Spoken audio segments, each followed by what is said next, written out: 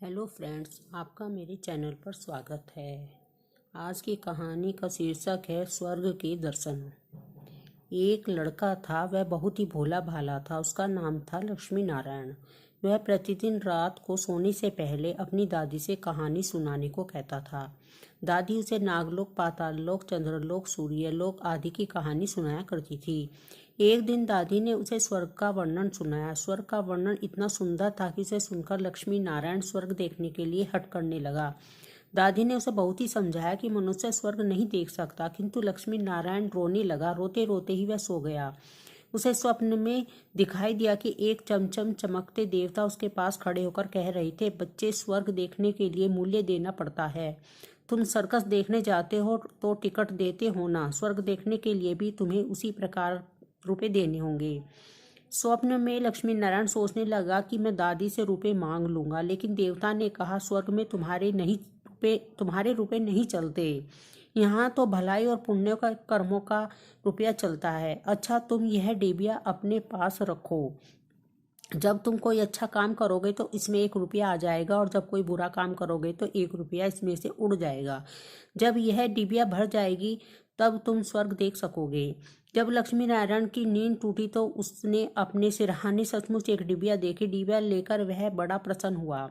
उस दिन दादी ने उसे 1 पैसा दिया। पैसा लेकर वह घर से निकला। एक रोगी भिखारी उससे पैसा मांगने लगा। लक्ष्मी नारायण भिखारी को बिना पैसे दिए भाग जाना चाहता था। इतने में उसने अपने अध्यापक को सामने से आते देखा। उसके अध्यापक उदार लड़कों की बहुत प्रशंसा किया करते थे। उन्हें देखकर लक्ष्मी नारायण ने भिखारी को पैसा दे दिया। अध्यापक ने उसकी पीठ ठोकी और प्रशंसा की।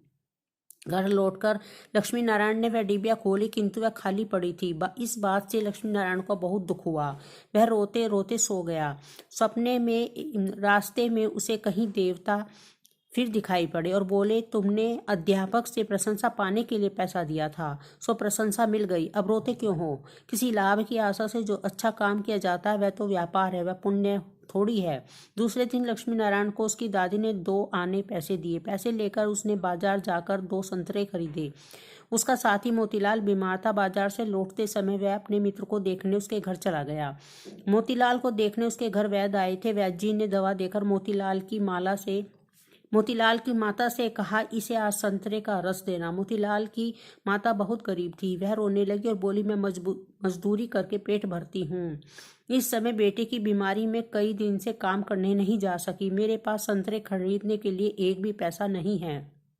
तो लक्ष्मी नारायण ने अपने दोनों संतरे मोतीलाल की माँ को दे दिए। वह लक्ष्मी नारायण को आशीर्वाद देने लगी। घर आकर जब लक्ष्मी नारायण ने अपनी डिबिया खोली तो उसमें 2 रुपये चमक रहे थे।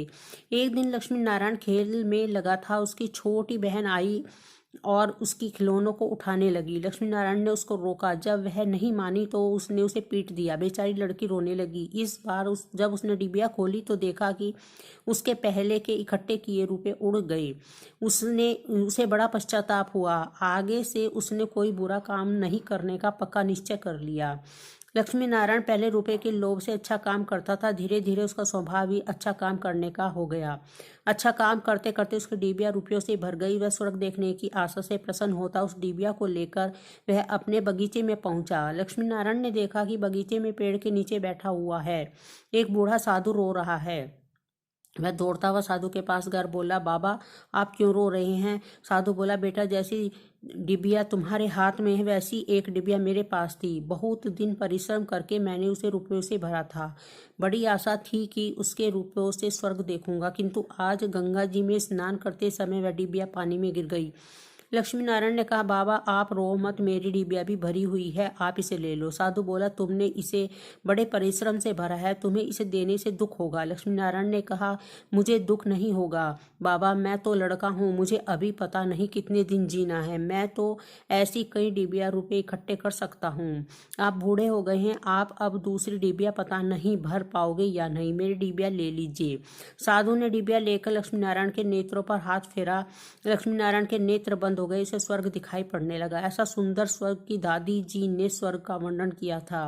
वह वर्णन तो स्वर्ग के एक कोने का भी ठीक वर्णन नहीं था। जब लक्ष्मी नारायण ने नेत्र खोला तो साधु के बदले स्वप्न में दिखाई पड़ने वाला वही देवता उसके सामने प्रत्यक्ष खड़ा था। देवता ने कहा, बेटा, जो लोग अच्छे काम करते हैं उन स्वर्ग उनका घर बन जाता है। तो इसी प्रकार जीवन में भलाई करते रहोगे तो अंत में स्वर्ग पहुंच जाओगे।